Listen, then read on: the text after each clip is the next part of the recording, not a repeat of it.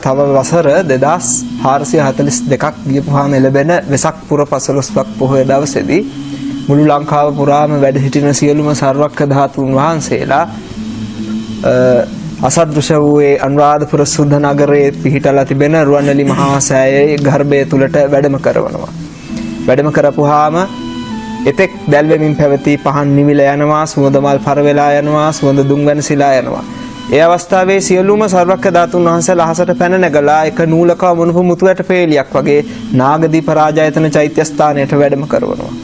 වැඩම කරපුවාම එතෙක් කල චූලෝදර මහෝදර ඒ නාරජවරු බුදුරජාණන් වහන්සේට පූජා කරපු ඒ මණික් පුටුව පොළවයට වැඩ හිටිනවා. ඒ මණික් පුටුව අහසට පැන නැගුණාම ඒ මණික් පුටුව මත සියලු සර්වක්ඛ ධාතුන් වහන්සේලා තැන්පත් වෙනවා.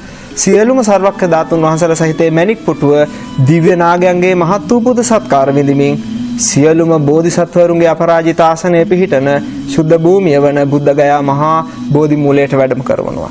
බුද්ධ ශරීරය නිර්මාණය වෙනවා. බුද්ධ ශරීරය නිර්මාණය වෙලා බුදු සිරුරෙන් භවාග්‍රේ දක්වා බුද්ධ රශ්මිය විහිදෙනවා. මේ අවස්ථාව කිසිම මිනිසෙක් දකින්නේ නැහැ. මොකද ওই කාලේ වෙනකොට කිසිම බෞද්ධයෙක් ලෝකේ නැහැ.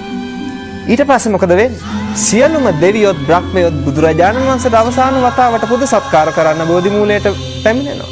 බුදුන් පුදනවා. අනන්ත බුදු ගුණ ගයමින් බුදුරජාණන් වහන්සේට ස්තුති ගායනා කරමින් බුද්ධ වන්දනා වේදෙනවා. ඒ අවස්ථාවේදී දෙවියොත් බ්‍රහ්මයොත් බුදුන් වැඳ අවසන් වුණාම බුදු සිරුරට ගිනි දැල් ඇවිලිලා දෙහ ආදාහන වෙලා අලුවත් දැලිවත් ඉතිරි වෙන්නේ කිසිම ධාතුන් වහන්සේ නමක් ඉතිරි වෙන්නේ අබෑටයක් තරම්වත්. ජය ශ්‍රී මහා බෝධි අතුරුදහන් වෙනවා. බුදුරජාණන් වහන්සේ වෙනුවෙන් හදලා තියෙන සියලුම ප්‍රතිමා වහන්සේලා අතුරුදහන් වෙලා යනවා. බුද්ධ ශූන්‍ය කාලයක් එනවා. බුද්ධ කියන ශුද්ධ වචනේ පවා අහන්න නොලැබෙන කාලයක් එනවා. තව වසර 2442ක් පමණ ගත වුණාම ලැබෙන වෙසක් පොය දවසේ මේ සිද්ධිය සිද්ධ වෙන්නේ.